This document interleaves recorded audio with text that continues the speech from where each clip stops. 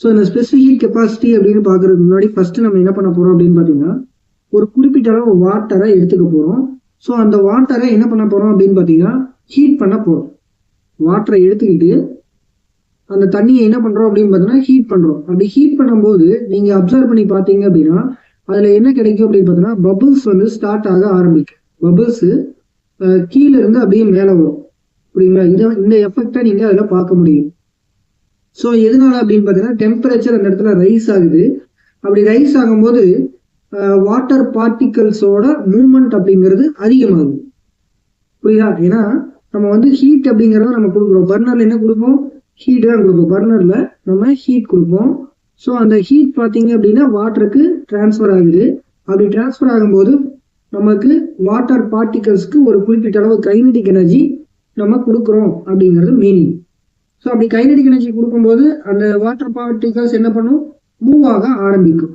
So நம்ம temperature rice ஆகும்போது நமக்கு ஹீட் வந்து அதிகமாகும். அப்படி அதிகமாகும் போது பார்த்தீங்கன்னா வாட்டர் பார்ட்டிகல்ஸோட மூவ்மெண்ட் அப்படிங்கிறது அதிகமாகும்.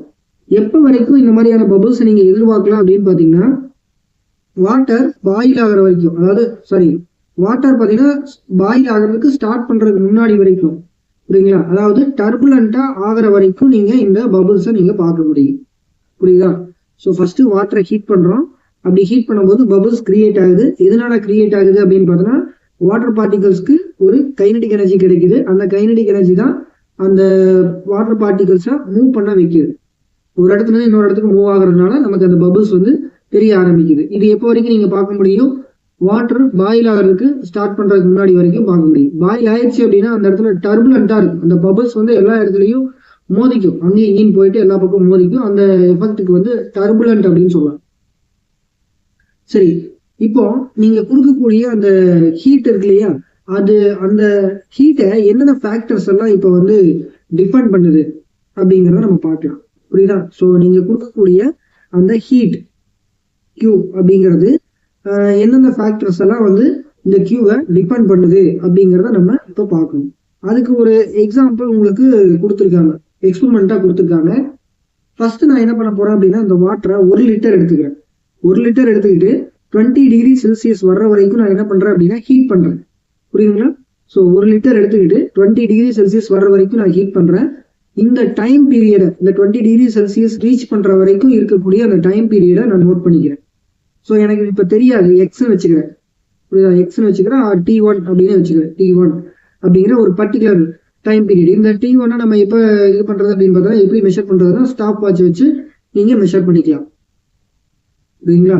So volume V, temperature T, time period T1.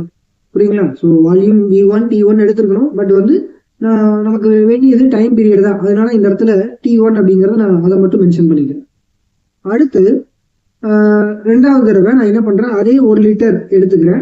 வேற ஒரு பாத்திரத்தை எடுத்துக்கிறேன். 1 லிட்டர் எடுத்துக்கிட்டு வேற ஒரு பாத்திரத்துல 40 டிகிரி செல்சியஸ் வர்ற வரைக்கும் நான் ஹீட் பண்றேன். அப்படி ஹீட் பண்ணும்போது எனக்கு கிடைக்கக்கூடிய டைம் பீரியட் T2. அதை நான் வந்து என்ன பண்ணணும் அப்படின்னா ஸ்டாப் வாட்சில் மெஷர் பண்ணிக்கணும். இப்போ எனக்கு கிடைக்கக்கூடிய இந்த டைம் பீரியட் பார்த்தீங்கன்னா முன்னாடி 20 டிகிரி செல்சியஸ் ரீச் பண்றதுக்கு ஒரு டைம் எடுத்துக்கிட்டோம் இல்லையா T1, அதுக்கு 2 மடங்கா இருக்கும். So T2 value will be equal to 2T1 இருக்கும். இது வந்து எக்ஸ்பெரிமெண்ட்ல நீங்க பார்க்கலாம். ஸோ அடுத்து நான் என்ன பண்ண போறேன் அப்படின்னா மூணாவது 2 லிட்டர் எடுத்துக்கிறேன். வால்யூம் முன்னாடி எல்லாம் பார்த்தீங்கன்னா 1 லிட்டர் எடுத்துக்கிட்டு இருந்தேன். இப்போ 2 லிட்டர் எடுக்கிறேன். ஸோ 2 லிட்டர் வாட்டரை எடுத்துக்கிட்டு அதுல 20 டிகிரி செல்சியஸை நான் வந்து கொண்டு வர்றதுக்கு ஹீட்டை கொடுக்கணும். இப்படி 20 டிகிரி செல்சியஸ் கொடுக்கும்போது டெம்பரேச்சர் வந்து 20 டிகிரி செல்சியஸ் கொடுக்கும்போது டைம் பீரியட் T3 பார்த்தீங்கன்னா இதுக்கு முன்னாடி நம்ம பார்த்தோம் இல்லையா 2T1, அதே வேல்யூ எகெயின் வருது. புரியுதுங்களா? ஸோ நம்ம 1 லிட்டர் 20 டிகிரி செல்சியஸ்க்கு இன்க்ரீஸ் பண்ணும்போது கிடைச்ச டைம் பீரியடை விட இப்போ 2 லிட்டரை 20 டிகிரி செல்சியஸ் ரீச் பண்ணும்போது பார்த்தீங்கன்னா 2 மடங்கு ஆகுது. அப்போ இதுல பாத்தீங்கன்னா உங்களுக்கு டெம்பரேச்சரை டிபெண்ட் பண்ணி இருக்கா? ஸோ இப்போ பாருங்க, ஃபர்ஸ்ட் இது வந்து 1, இது செகண்ட், இது தேர்டு. ஸோ இப்போ நீங்க எடுத்துக்கிட்ட அந்த ஹீட் டிரான்ஸ்ஃபர் அப்படிங்கிறது Q, நீங்க கொடுத்த ஹீட்டு எதெல்லாம் டிபெண்ட் பண்ணி இருக்கு? டெம்பரேச்சரை டிபெண்ட் பண்ணி இருக்கு. அதுக்கப்புறம் மாஸை டிபெண்ட் பண்ணி இருக்கா? ஸோ டெம்பரேச்சர் பார்த்தீங்கன்னா 20ல இருந்து 40 போகும்போது 2 மடங்கு ஆச்சு. அதே மாதிரி 1 லிட்டர்ல இருந்து 2 லிட்டரா கன்வெர்ட் பண்ணும்போது பாத்தீங்கன்னா நமக்கு அதுவும் என்ன ஆயிடுச்சு அப்படின்னு பார்த்தோன்னா டைம் பீரியட் பார்த்தீங்கன்னா 2 மடங்கு ஆகுது. ஸோ இப்போ இந்த மாதிரி 2 மடங்கு ஆகிறதுக்கான காரணம் என்ன? நீங்கள் ஒன்று டெம்பரேச்சரை ரைஸ் பண்ணுறீங்க, இல்லைன்னா நீங்கள் அந்த மாஸ் அப்படிங்கிறத நீங்கள் ரைஸ் பண்ணுறீங்க. புரியுதா? ஸோ அப்போது நீங்கள் இதுலேருந்து என்ன தெரிஞ்சுக்கலாம் அப்படின்னு பார்த்தீங்கன்னா, என்னென்ன ஃபேக்டரில் இந்த ஹீட் ட்ரான்ஸ்ஃபர் டிபெண்ட் பண்ணி இருக்கு? மாஸையும் டெல்டா டியும் டிபெண்ட் பண்ணி இருக்கு. புரியுதுங்களா? ஸோ அடுத்து பார்த்தீங்க அப்படின்னா மஸ்கட் ஆயிலை எடுத்துக்கலாம். மஸ்கட் ஆயிலை நீங்கள் எடுத்துக்கிட்டு ஃபர்ஸ்ட் நீங்கள் 1 லிட்டர் எடுத்துக்கிட்டீங்களா, அந்த 1 லிட்டரை 20 டிகிரி செல்சியஸ் வர்ற வரைக்கும் நீங்கள் என்ன பண்ணுறீங்க அப்படின்னா ஹீட் பண்ணுறீங்க. பட் இதுக்கு முன்னாடி வந்த டெம்பரேச்சர் இதுக்கு முன்னாடி வந்த டைம் பீரியட் T1 இருக்கு இல்லையா, அந்த T1 விட இது வந்து T4 எடுத்துக்கிறேன். T1 விட T4 பார்த்தீங்கன்னா கம்மியாக இருக்கு. இனிஷியலா 1 லிட்டர் வாட்டரை எடுத்துக்கிட்டு 20 டிகிரி இன்க்ரீஸ் பண்ணணும். அதுல டைம் பீரியட் T1. அந்த டைம் பீரியடை விட மஸ்கட் ஆயில் எடுத்துக்கிட்டு அதுல 1 லிட்டர் தான் எடுக்கிறேன். வால்யூம் பார்த்தீங்கன்னா இந்த இடத்துல 1 லிட்டர் தான். சரியா? சேம் வால்யூம் எடுத்துக்கிறேன். பட் வந்து அதே மாதிரி சேம் டெம்பரேச்சர் எடுத்துக்கும் போது எனக்கு T4 அப்படிங்கிற டைம் பீரியட் கிடைக்குதா, அது வந்து T1 விட கம்மியா இருக்கு. ஏன் கம்மியாச்சு? என்ன காரணம் அப்படின்னு பார்த்தீங்கன்னா நேச்சர் ஆஃப் த சப்ஸ்டன்ஸ். நம்ம எடுத்துக்கிட்ட வாட்டருக்கு ஒரு மாதிரி இருக்கு, மஸ்கட் ஆயிலுக்கு ஒரு மாதிரி இருக்கு, இல்ல வேற ஏதாவது ஒரு ஆயில் எடுத்துக்கிட்டீங்க, லூபிகேஷன் ஆயில் எடுத்துக்கிட்டீங்கனாலும் இந்த மாதிரி டிஃபர் ஆகும். ஸோ அப்போ உங்களுக்கு ஒரு சப்ஸ்டன்ஸ்ல ஹீட்டை இன்க்ரீஸ் பண்ணணும் இல்ல டவுன் பண்ணணும் அப்படின்னா இந்த 3 ஃபேக்டர்ஸ் இந்த இடத்துல இம்பார்ட்டன்டா இருக்கு. ஸோ ஒன்னு நேச்சர், இன்னொன்னு மாஸ், இன்னொன்னு பார்த்தீங்கன்னா டெல்டா டி, அதாவது டெம்பரேச்சர். புரியுதா?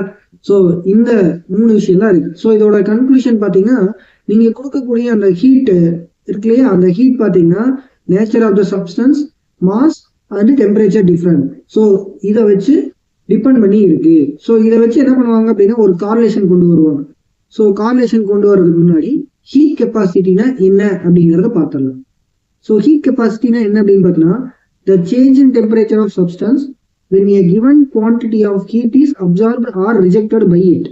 அதாவது change in temperature of the substance எப்போ அப்படின்னு பார்த்தீங்கன்னா, அதாவது சேஞ்ச் இன் டெம்பரேச்சர்னா நீங்க 20 டிகிரி செல்சியஸ் போடுறீங்க இல்லையா, ஆரம்பத்துல ஒரு பர்டிகுலர் டெம்பரேச்சர் இருந்திருக்கும், அதுல இருந்து ஒரு பர்டிகுலர் டெம்பரேச்சர் நீங்க இன்க்ரீஸ் பண்ணும்போது அதை அப்சார்ப் பண்ணிக்கலாம் ஆர் ரிஜெக்ட் ஆயிருக்கலாம். சப்ஸ்டன்ஸ்ல இருந்து ஹீட் ரிஜெக்ட் ஆயிருக்கலாம் ஆர் சப்ஸ்டன்ஸ் அப்சார்ப் பண்ணிக்கலாம். ஸோ எப்படி வேணாலும் இருக்கலாம். அதாவது உங்களோட சப்ஸ்டன்ஸோட ஹீட் இன்க்ரீஸ் ஆகலாம் இல்லைன்னா டவுன் ஆகலாம். அதுதான் இந்த இடத்துல சொல்றாங்க. அப்படி இருக்கும்போது அதோட டெம்பரேச்சர் டிஃப்ரெண்ட் இருக்கு இல்லையா, அதுதான் இந்த இடத்துல ஹீட் கெப்பாசிட்டி அப்படிங்கிறது. ஸோ இதை வந்து எப்படி சொல்றாங்க அப்படின்னா எஸ் அப்படிங்கிற ஒரு நொட்டேஷனோட நோட் பண்றாங்க. So S is equal to delta Q dividing by delta T. ஆக்சுவலாக உங்க புக்ல டெல்டா கியூ அப்படின்னு கொடுத்துருக்காங்க. ஆக்சுவலாக இது அப்படி கொடுக்கல, தேவையில்லை. S equal to Q dividing by delta டினே கொடுக்கலாம். ஏன் அப்படின்னா ஹீட் அப்படிங்கிறது டிரான்ஸ்ஃபர் ஆகிறது தான். ஸோ அதுலேயே வந்து டெல்டா கொடுக்கணுங்கிற அவசியம் இல்லை, பட் கொடுத்துருக்காங்க. S is equal to delta Q dividing by delta T. So நான் ஏதாவது கியூ அப்படின்னு மட்டும் போட்டிருந்தேன் அப்படின்னா நீங்க அண்டர்ஸ்டாண்ட் பண்ணிக்கோங்க. புரியுதா? ஸோ ஹீட் கெப்பாசிட்டினா என்ன? ஒரு சப்ஸ்டன்ஸோட டெம்பரேச்சர் அப்சர்வ் ஆனாலும் சரி இல்ல ரிஜெக்ட் ஆனாலும் சரி அதுல இருக்கக்கூடிய டெம்பரேச்சர் டிஃப்ரெண்ட் தான் இந்த ஹீட் கெப்பாசிட்டி அப்படிங்கிறது. ஸோ இப்போ நீங்க ஈக்குவல் அமௌண்ட் ஆஃப் ஹீட்டை நீங்க என்ன பண்றீங்க அப்படின்னா டிஃப்ரெண்ட் சப்ஸ்டன்ஸுக்கு ஈக்குவல் மாஸா கொடுக்குறீங்க. அப்படி கொடுக்கும்போது என்ன ஆகுது? டெம்பரேச்சர் டிஃப்ரெண்டா இருக்குது. இப்போ நம்ம பார்த்தோம் இல்லையா, வாட்டரை நம்ம எடுத்துக்கிட்டு அதே வால்யூம் அதே டெம்பரேச்சரை இன்க்ரீஸ் பண்ணும்போது ஒரு டைம் பீரியட் கிடைக்குது. பட் மஸ்கட் ஆயிலை எடுத்துக்கிட்டு அதே வால்யூம் அதே டெம்பரேச்சரை நம்ம கொண்டு வரும்போது அந்த வாட்டரோட கம்மியான டெம்பரேச்சர் தான் அந்த இடத்துல தேவைப்படுது. ஸோ எதனால? அது வந்து நேச்சர். ஸோ ஒவ்வொரு சப்ஸ்டன்ஸுக்கும் இந்த டைம் பீரியட் அப்படிங்கிறது டிஃப்ரெண்டா இருக்கும். அதாவது டைம் பீரியட் டிஃப்ரெண்டா இருந்துச்சுன்னா அதுக்கு என்ன மீனிங்? நீங்க கொடுக்கக்கூடிய அந்த ஹீட்டோட அளவு பார்த்தீங்க அப்படின்னா டிஃப்ரெண்டா இருக்கு. புரியுதா? ஒரு டிகிரி செல்சியஸை இன்க்ரீஸ் பண்றதுக்கு ஆர் கம்மி பண்றதுக்கு நீங்க ஒரு குறிப்பிட்ட எனர்ஜி கொடுப்பீங்க இல்லையா, எனர்ஜி கொடுப்பீங்க ஆர் எடுப்பீங்க இல்லையா. ஸோ அந்த ஹீட் பார்த்தீங்க அப்படின்னா ஏன்னா இது ஒவ்வொரு சப்ஸ்டன்ஸ்க்கும் டிஃப்ரெண்டா இருக்கு. ஸோ இதுல இருந்து என்ன பண்ணலாம் அப்படின்னா ஒவ்வொரு சப்ஸ்டன்ஸும் யூனிக்கான வேல்யூ இருக்கு. ஹீட் கெப்பாசிட்டி அப்படிங்கிறது ஒவ்வொரு சப்ஸ்டன்ஸுக்கும் ஒவ்வொரு மாதிரி இருக்கு. ஸோ அப்போ S is equal to capital S dividing by M. இந்த இடத்துல நோட் பண்ணிக்கக்கூடிய இந்த ஸ்மால் எஸ் அப்படிங்கிறது என்னன்னா நீங்க அண்டர்ஸ்டாண்ட் பண்ணிக்கோங்க, இது வந்து ஹீட் கெப்பாசிட்டி. இது இந்த எஸ் பார்த்தீங்கன்னா ஹீட் கெப்பாசிட்டி. உங்க புக்ல டிஃப்ரெண்டா நோட்டேஷன் போட்டிருந்தாங்க தெரியும். பட் வந்து ஒரே மாதிரி தான் கொடுத்துருக்காங்க. ஸோ இந்த ஸ்மால் எஸ் அப்படிங்கிறது பார்த்தீங்கன்னா specific heat capacity. So specific அப்படிங்கிற வார்த்தை வந்துச்சுன்னா, ஸ்பெசிஃபிக் அப்படின்னு எங்கேயாவது மென்ஷன் பண்ணாங்க அப்படின்னா அந்த இடத்துல மாசால டிவைட் பண்றாங்கன்னு அர்த்தம். புரியுதா? ஸ்பெசிஃபிக் அப்படிங்கிற வார்த்தை, ஸ்பெசிஃபிக் வால்யூம் அப்படின்னா என்ன பண்ணுவாங்க, அந்த இடத்துல வால்யூம் தான் மாசால டிவைட் பண்ணியிருப்பாங்க. ஸோ அதே மாதிரிதான் ஸ்பெசிஃபிக் அப்படிங்கிற வார்த்தை எங்கெங்கெல்லாம் வருதோ அங்க எல்லாத்தையும் நீங்க மாசால டிவைட் பண்றாங்க அப்படிங்கிறது அர்த்தம். ஸோ கேபிட்டல் எஸோட ஃபார்முலா என்னன்னா, நம்ம முன்னாடி பார்த்த மாதிரி delta Q dividing by delta T. So 1 by mass இருக்கு இல்லையா, அதனால இங்க 1 by மாஸ் போட்டுருங்க. புரியுதா? ஸோ இப்ப ஒவ்வொரு சப்ஸ்டன்ஸுக்கும் இந்த ஸ்பெசிஃபிக் ஹீட் கெப்பாசிட்டி அப்படிங்கிறது இருக்கும். புரியுதா? ஸோ இதை எப்படி டிஃபைன் பண்றாங்க அப்படின்னு பாத்தீங்கன்னா, it is defined as the amount of heat per unit mass. Per unit மாஸ்னா நீங்க 1 kg எடுத்துக்கணும். ஸோ 1 kg எடுத்துக்கிட்டு அந்த 1 kg ஆஃப் மாஸ் வந்து அப்சார்ப் பண்ணுதா இல்ல ரிஜெக்ட் பண்ணுதா அப்படிங்கிறத நீங்க பார்க்கணும். அப்படி அப்சார்ப் பண்றதா இருந்தாலும் சரி, ரிஜெக்ட் பண்றதா இருந்தாலும் சரி, டெம்பரேச்சர் டிஃப்ரெண்ட் இருக்கும் இல்லையா, ஸோ அந்த வேல்யூ தான் இந்த ஸ்பெசிஃபிக் ஹீட் கெப்பாசிட்டி அப்படிங்கிறது. ஸோ இதை எதெல்லாம் டிபெண்ட் பண்ணி இருக்கும் அப்படின்னு பாத்தீங்கன்னா, nature of the substance and டெம்பரேச்சரை டிபெண்ட் பண்ணி இருக்கும். புரியுதா? ஸோ இதோட யூனிட் என்ன அப்படின்னு பாத்தீங்கன்னா joules by kilogram kelvin. So இப்போ யூனிட் பாத்தீங்கன்னா எப்படி வருது, small S is equal to Q dividing by M into delta T. So Q வந்து கியூவோட யூனிட் என்ன, ஜூல். அதே மாதிரி கீழே மாஸோட யூனிட் என்ன, கேஜி. டெம்பரேச்சரோட யூனிட் கெல்வின். இப்படிதான் யூனிட் வந்தது. புரியுதா? So joules dividing by kilogram kelvin. So இதுதான் வந்து ஸ்பெசிஃபிக் கெப்பாசிட்டியோட யூனிட். புரியுதா?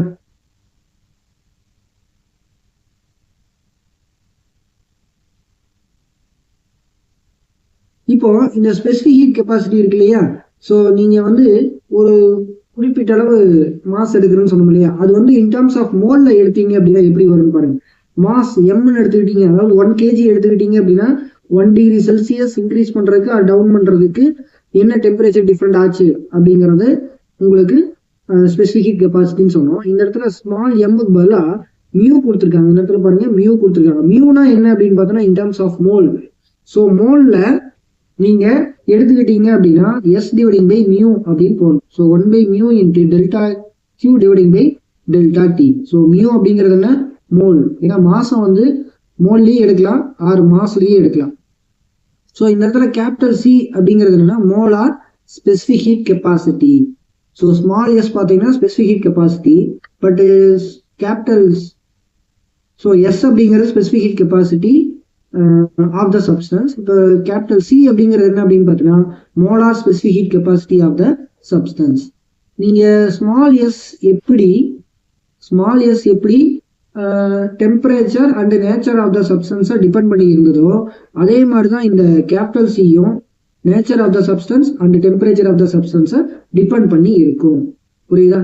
ஸோ அடிஷ்னலா பார்த்தீங்கன்னா கேஸஸ்ல என்ன பண்ணுவாங்க அப்படின்னு பார்த்தீங்கன்னா இந்த ஸ்பெசிஃபிக் ஹீட் கெப்பாசிட்டியை, அதாவது மோலார் ஸ்பெசிஃபிக் ஹீட் கெப்பாசிட்டியை என்ன பண்றாங்கன்னா 2 ப்ராசஸ் மூலமா ஃபைண்ட் அவுட் பண்றாங்க கேஸஸ்ல.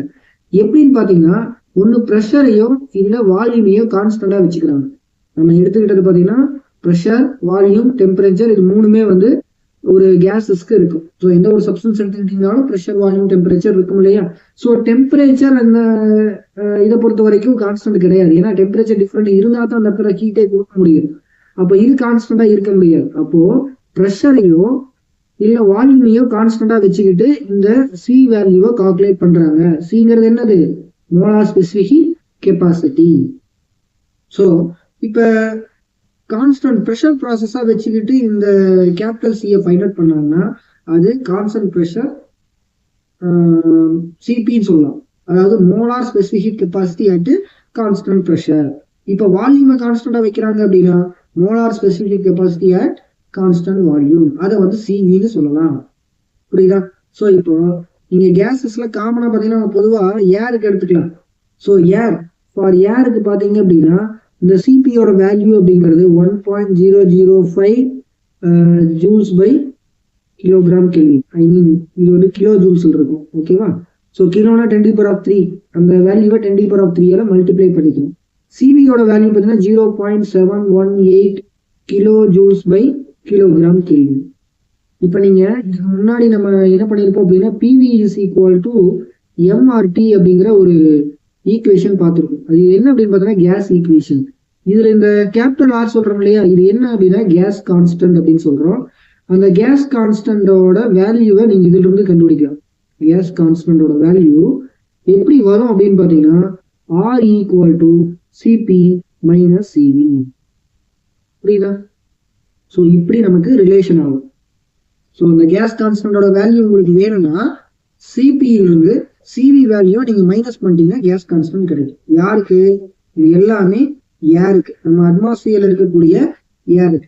ஏர்ல பாத்தீங்கன்னா 21% ஆக்சிஜன் இருக்கு, 78% நைட்ரஜன் இருக்கு இல்லையா? ஸோ இந்த மாதிரியான ஒரு ப்ரொபோர்ஷன்ல இருந்துச்சு அப்படின்னா இந்த வேல்யூ வந்து சேம் ஆகும்.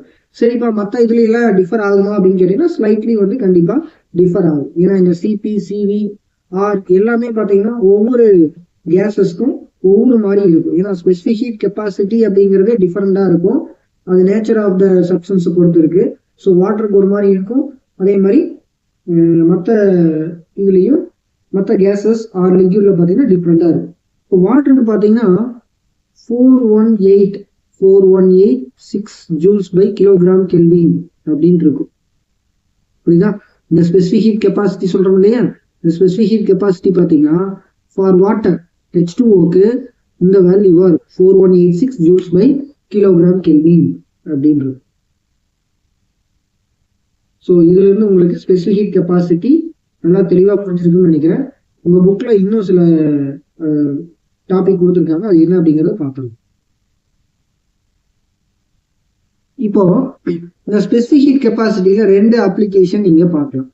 ஒன்னு பாத்தீங்க அப்படின்னா நேச்சுரல், இன்னொன்னு பாத்தீங்க அப்படின்னா ஆர்டிபிஷியல். அதாவது நம்ம ஆட்டோமொபைல் கூலிங் சிஸ்டம் எல்லாம் இருக்கு இல்லையா, ஆட்டோமொபைல்ல ரேடியேட்டர் இருக்கும், நீங்க வண்டியில பார்த்துருப்பீங்கல்ல. இது வந்து வாட்டர் கூலிங் சிஸ்டம்.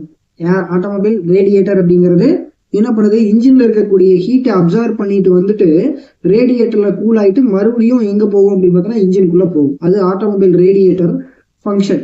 சரி, இப்போ இந்த ஆட்டோமொபைல் ரேடியேட்டர்ல ஏன்பா வாட்டரை அதுல கொடுத்துருக்குறோம், வேற ஏதாவது லிக்யூட் எடுத்துக்கலாம்ல அப்படின்னு கேட்டீங்கன்னா, இந்த இடத்துல வாட்டரோட ஸ்பெசிபிக் ஹீட் கெப்பாசிட்டி அப்படிங்கிறது மற்ற சப்ஸ்டன்ஸோட வேல்யூவை விட அதிகமா இருக்கு. So water has more specific heat capacity. So more specific heat capacity அப்படிங்கிறது என்னன்னா, ஸ்பெசிபிக் ஹீட் கெப்பாசிட்டினா என்ன, நம்மளோட சப்ஸ்டன்ஸோட டெம்பரேச்சர் 1 டிகிரி செல்சியஸ் இன்க்ரீஸ் பண்றதுக்கு ஆர் டவுன் பண்றதுக்கு நம்ம எவ்வளவு டெம்பரேச்சர் டிஃப்ரெண்ட் ஆர் எவ்வளவு ஹீட் கொடுக்கணும் அப்படிங்கறதான் இந்த ஸ்பெசிபிக் ஹீட் கெப்பாசிட்டி. அது வாட்டருக்கு ரொம்ப அதிகமா இருக்கு. அப்படின்னா என்ன அர்த்தம், நீங்க அதிகமான ஹீட் கொடுத்தா தான் அது என்ன ஆகும், பாயில் ஆகும். புரியுதா? அது அதோட மீனிங். ஸோ இந்த காரணத்தினால ஆட்டோமொபைல் ரேடியேட்டர்ல இந்த வாட்டரை யூஸ் பண்றாங்க. அதனால என்ன அட்வான்டேஜ் அப்படின்னு கேட்டீங்கன்னா, இன்ஜின்குள்ள இருக்கக்கூடிய அதிகமான ஹீட்டு வாட்டரை பாயில் பண்றதுக்கு யூஸ் ஆகும். அப்போ அதிகமான ஹீட்டை நம்ம எக்ஸ்ட்ராக்ட் பண்ணிட்டு வந்துட்டோம்னா இன்ஜின் வந்து சடனா கூல் ஆகும். அப்போ அடுத்த சைக்கிள் நடக்கும்போது ஹீட்டு கிடைச்சதுன்னா மறுபடியும் என்ன ஆகும் பார்த்தோம்னா வாட்டர் வந்து அதிகமான ஹீட்டை அப்சர்வ் பண்ணிட்டு வரும். ஸோ வாட்டர் அதிகமான ஹீட்டை அப்சர்வ் பண்ணிட்டு வர்றதுனாலதான் ஆட்டோமொபைல் ரேடியேட்டர்ஸ்ல எல்லாம் இந்த வாட்டரை கூலண்ட் யூஸ் பண்ணாங்க. இப்ப கூலண்ட் ஆயிலெல்லாம் நம்ம யூஸ் பண்ணி பழகிட்டோம். ஏன் கூலண்ட் ஆயிலுக்கு போனோம் அப்படின்னு பார்த்தோம்னா, இந்த ஸ்பெசிபிக் ஹீட் கெப்பாசிட்டியை வந்து இன்க்ரீஸ் பண்ணிட்டோம், வாட்டரை விட அதிகமா இன்க்ரீஸ் பண்ணி நம்ம ஆர்டிபிஷியலா கொண்டு வந்துட்டோம். அதனால பாத்தீங்க அப்படின்னா வாட்டர் வந்து இப்போலாம் ரீசன்ட்ல வந்து நம்ம பயன்படுத்துறது இல்லை. பட் வந்து ஆட்டோமொபைல் ரேடியேட்டர் அப்படின்னா வாட்டர் வந்து மெயினா அந்த இடத்துல இருக்கும். புரியுதா? காரணம் என்ன அப்படின்னு பார்த்தோம்னா அதோட ஸ்பெசிபிக் ஹீட் கெப்பாசிட்டி அப்படிங்கிறது அதிகமா இருக்கு. சரி, இப்ப அடுத்து பாத்தீங்கன்னா நேச்சுரல். ஸோ இப்போ நேச்சுரலா பார்க்கும்போது சம்மர் சீசன்ல எல்லாம் நீங்க கடலுக்கு பக்கத்துல இருந்தீங்க அப்படின்னா உங்களுக்கு கூலிங்கா இருக்கும், அந்த ஏர் வந்து கூலிங்கா இருக்கும்.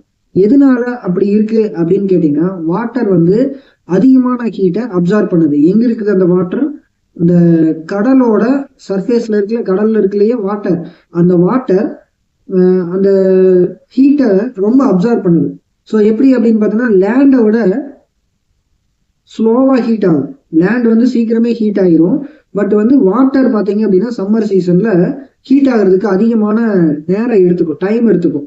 ஸோ டைம் அதிகமாக எடுக்குது அப்படின்னா ஹீட் அந்த இடத்துல அதிகமாக அப்சர்வ் பண்ணப்படுது அப்படின்னு அர்த்தம். வாட்டர் என்ன பண்ணுது, அதிகமாக ஹீட்டை அப்சர்வ் பண்ணுது அப்படின்னு அர்த்தம். ஸோ அந்த இடத்துல இருக்கக்கூடிய ஏர் அப்படிங்கிறது கொஞ்சம் கூலிங் மாதிரி உனக்கு தெரியும். ஸோ அடுத்து பார்த்தீங்கன்னா டிசர்ட் ஏரியாவிலாம் பார்த்தீங்க அப்படின்னா எர்த்தோட சர்ஃபேஸ் வந்து சீக்கிரமே வார்ம் அப் ஆயிரும். அதே மாதிரி சீக்கிரம் நைட் டைம்ல பார்த்தீங்கன்னா சீக்கிரம் கூல் ஆயிரும். அதுக்கு என்ன காரணம் அப்படின்னு பார்த்தீங்கன்னா அந்த சேண்ட் இருக்கு இல்லையா, அந்த டிசர்ட்ல இருக்கக்கூடிய அந்த சேண்டு லோ ஸ்பெசிபிக் ஹீட் கெப்பாசிட்டியில இருக்கு. ஸோ லோ ஸ்பெசிபிக் ஹீட் கெப்பாசிட்டியில இருக்கு. ஸோ அதனால பார்த்தீங்கன்னா சீக்கிரமே என்ன ஆயிரும் அப்படின்னு பார்த்தீங்கன்னா ஹீட் ஆயிரும். புரியுதா? ஸோ அதனால டிசர்ட் ஏரியாவில் இருக்கும்போது டே டைம்ல வந்து அதிகமான ஹீட்டை வந்து அங்கே ஃபீல் பண்ணுவீங்க. அதே மாதிரி நைட் டைம் பார்த்தீங்க அப்படின்னா சீக்கிரமே அந்த ஹீட் என்ன பண்ணிடும் அப்படின்னா எக்ஸ்போஸ் பண்ணிடும், அதாவது ரிஃப்ளெக்ட் பண்ணிடும். அதனால அந்த இடத்துல நீங்க நைட் டைம் பார்க்கும்போது ரொம்ப கூலிங்கா ஃபீல் பண்ணுவீங்க. இதுதான் வந்து ரெண்டு அப்ளிகேஷன் சொன்னோம் இல்லையா, ஒன்று நேச்சுரல், இன்னொன்று வந்து ஆர்டிஃபிஷியலாக இருக்கக்கூடிய இது. ஓகேவா? ஸோ இந்த வீடியோவில் ஸ்பெசிஃபிக் ஹீட் கெப்பாசிட்டினா என்ன, அதை பற்றி ஃபுல் டீட்டெயில்ஸ் வந்து நீங்கள் தெரிஞ்சிருப்பீங்கன்னு நினைக்கிறேன். இந்த வீடியோ வந்து உங்களுக்கு ரொம்ப யூஸ்ஃபுல்லாக இருந்துச்சு அப்படின்னா உங்கள் ஃப்ரெண்ட்ஸ்க்கும் ஷேர் பண்ணுங்கள், அவங்களும் தெரிஞ்சுக்கிட்டோம். அடுத்த வீடியோவில் பார்க்கலாம். பாய்.